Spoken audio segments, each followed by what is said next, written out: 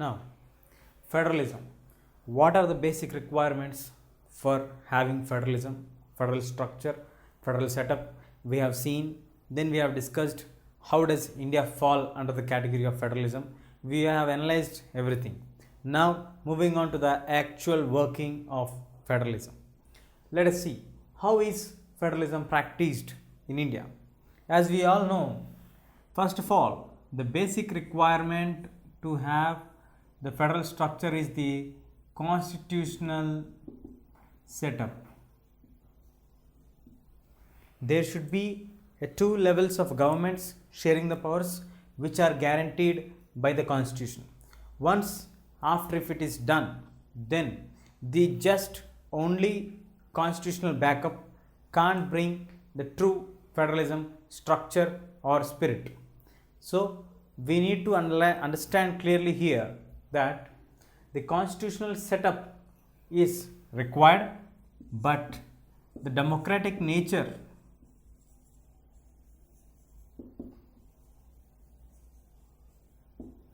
existing in the country also plays a very vital role. So when we talk about the democratic nature, let us see how the democratic setup in India has survived, or how the federalism nature has been in existence in India. To be frank, we have never used the word called federal in the constitution or in the making of the constitution or in the draft constitution, but the features which describes to have a federal structure are all found in the Indian federal setup or Indian democratic setup. So now let us understand this on the issue based. Now when they started with the languages, in India we have different language spoken people. As per the consensus, we have nearly 1652 dialectics or languages found in India. The constitution has recognized many languages. So now let us find out how did India face troubles in order to make a particular language a national language, and how did the alternatives come up? What is the major problem for that? All these things we shall check it now. So as we discussed about the languages, initially the first major task which has come up for the Indian democratic setup was the establishment of states on the basis of languages. So there are different languages spoken by people at different corners of India. So when we discuss about the languages, we have recognized nearly 1652. So initially when the Britishers handed over India, independent India, we have a different set of political map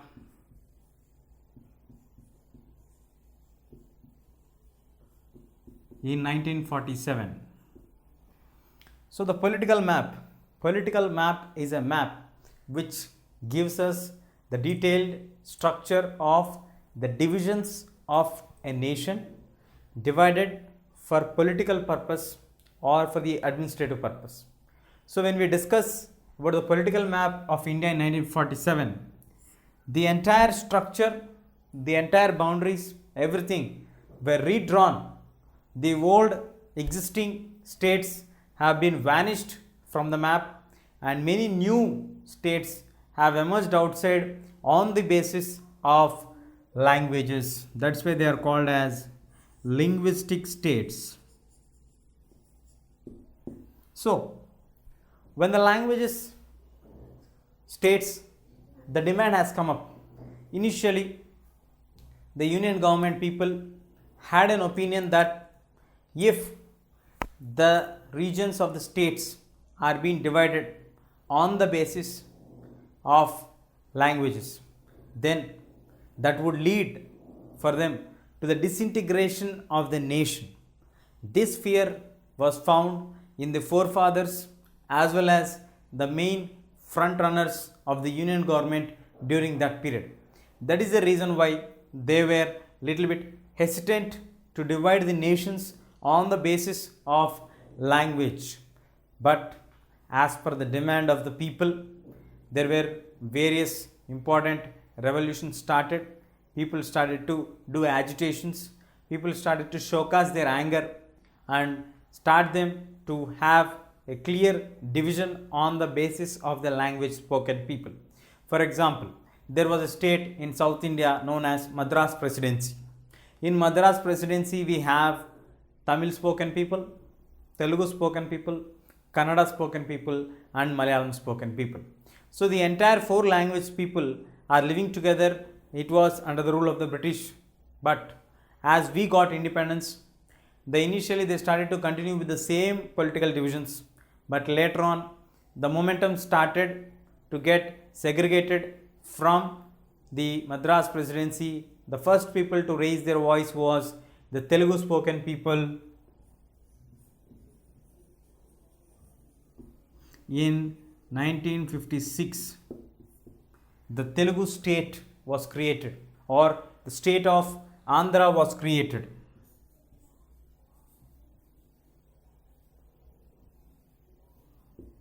So the Andhra state was created after the struggle of 1950 to 1953. The Andhra state was created, that is on 1st October 1953.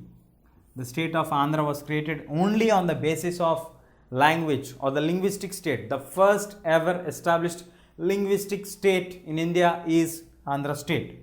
Later, after 3 years, they merged Andhra with the Telangana present existing state together and formed the Andhra Pradesh state.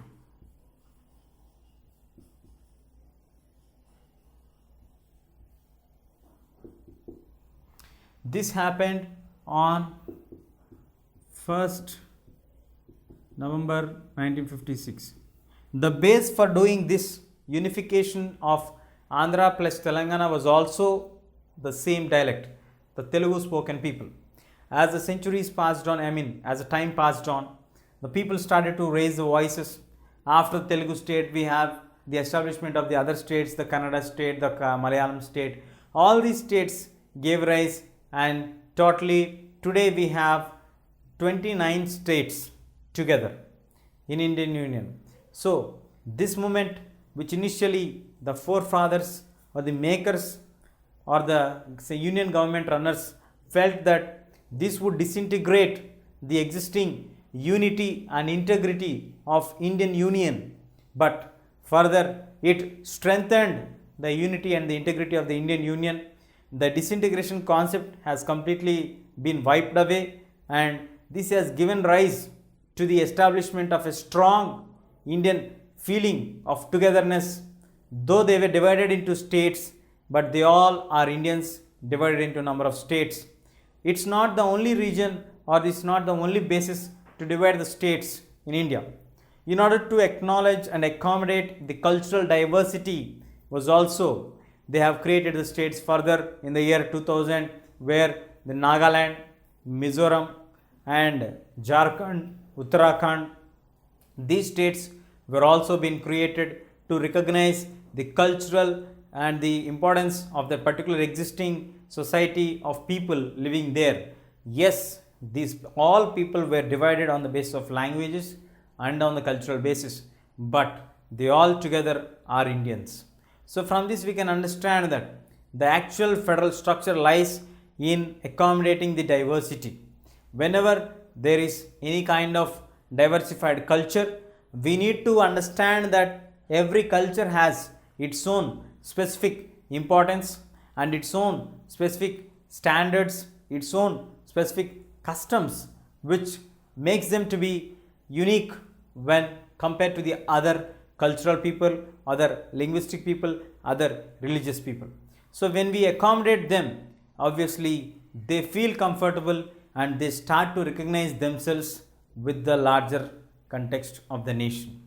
So India is divided into 29 states. Recently we have the bifurcation of Andhra Pradesh from Andhra and Telangana states. So this was again done because of some economic and social biological protests which were happened. So the social movement have reached to the peak stages where the bifurcation has been happened recently in the year 2014. So as the time passed on, the situation's changed on, and we have now today 29 states plus 7 union territories. All are initially formed the language basis, but later on to accommodate the cultural diversity, and today India is a very strong union, and we have the mutual respect between each other states, every other culture. So yes, Indians are divided on the basis of language, but they all are united on the name of the Indian nation. Now let us find out what happened, the other major task in the head of federalism structure of democratic nature to be proven to be a truly federal structure or setup in nature. So as we discussed earlier, there are so many languages spoken in India. So the language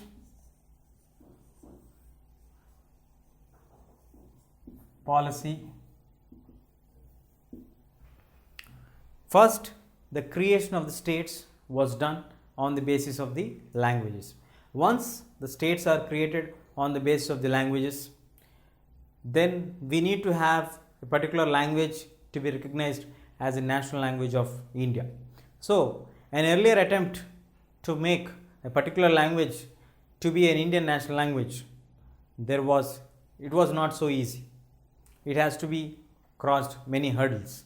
So the first stage was, there are nearly 1652 dialectics languages present in India, spoken in India, found in India. There may be more than this number also. So in order to finalize a particular language, when the actual statistics were taken, and nearly there are so many languages found in India, but initially they started to go with Hindi to be the national language of India. When they recognized Hindi to be the national language of India, India can be broadly categorized into two major divisions. One is North India, the other is South India. Hindi is either a mother tongue for most of the people in North India, or the second language, or either the third language for the larger section of people who are living in North India. So it means that most of the people in India, especially in northern part, have an exposure to the language of Hindi. So this, either the first language spoken people, or like the mother tongue people, second language spoken people, or the third language spoken people, all together they accommodated nearly for 50% of the Indians know or have the knowledge of Hindi. But the other side of India, that is the southern states, especially from Tamil Nadu, Malayalam, the Karnataka, Kerala and the Andhra region, and some parts of Orissa and some parts of Maharashtra, are strongly against the decision of making Hindi a national language or an official language. The basic problem here is, most of the people in these states don't know or don't have any exposure to the language of Hindi. So once they do not have any kind of exposure of this language to them, they could not do any kind of constitutional works unless and until they learn it, and they have to follow certain procedures which are written in this language. So it becomes like this particular section of people, or this particular part of people of India, have been completely neglected and thrown away, or their important decisions are not being considered, while a particular decision has been taken on a whole for a nation. So there was a severe criticism, opposition expressed by the South Indian states headed by the Tamil Nadu. So initially the union government came up with a policy like to make Hindi as a national language.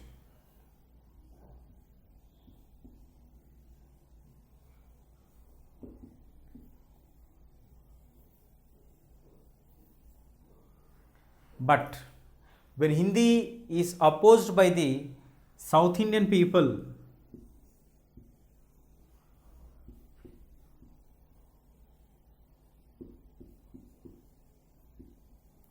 especially Tamilians, they raised their movements. They started the anti-Hindi movement under the leadership of DMK, So this became to be a center of focus for all the political parties in Tamil Nadu, as well as it spread on to all the South Indian states, that union government is trying to pressurize the decisions which are taken by them to be forcefully be implemented in the other corners of India. Later on, instead of behaving like the Sri Lankan government, where we have remembered, like the Sri Lankan government has taken that Sinhala would be the official language of Sri Lanka without accommodating the 18% of the Tamilians, or not giving any kind of importance for the Tamilians say there. So that have turned them into a civil war. So the Indian leaders did not move in such a way how the Sri Lankan government has done. They completely agreed, pacified and empathized the concerns of all the other language spoken people, and they also recognized Hindi and another 21 languages in the constitution through the 8th schedule. So today, along with Hindi, we have 21 languages, regional languages, recognized as a part and parcel of the official works done at various states through the constitution, through the 8th schedule. So in this way, India initially tried to have an official language, but with the concerns, with the issues, with the objections raised by the other peoples of the other states, the union government has accommodated them, recognized the cultural diversity, recognized the linguistic diversity, and accommodated all the languages, and recognized all the other languages which are possible, which are the spoken ability is there, and they made it to be an official language for that particular state. The official language of India is Hindi, but they also gave an alternative to the non-Indian, non-Hindu language spoken people to follow their own language. If not, they can also follow English as an official language for the next 15 years. That is from 1950 to 1965. So in this way, we can understand very clearly that yes, there was a union government which was very strong, which can implement by force or by any method, brutal methods. It can make the people to forcefully accept the decisions taken by the union government, but they never did like that. They have taken the decision, they have put it for the public concern, they have heard the voices of the anti-Hindu movements, they have observed the concerns, they have empathized them, they have solved the problem, and today there is no pressure or there is no diversification of non-recognition of the non-Hindi language people. So today we have nearly Hindi plus 21 languages which are scheduled or listed in the constitution through the 8th schedule, and English also is made as an official language where the non-Hindi people can also be comfortable and can also have the feeling that they also belong to the same nation, and the language which they feel difficult is not being forced on them or not being alleged to do compulsory by force or by friction. So this is very clear the stand. This is another milestone which the Indian democratic structure has passed on by turning into a true federal structure. Let us find out what is the other major milestone which has brought a drastic changes in the Indian democratic setup. So the other major milestone which proves that India to be a truly federal structure is the center-state relations.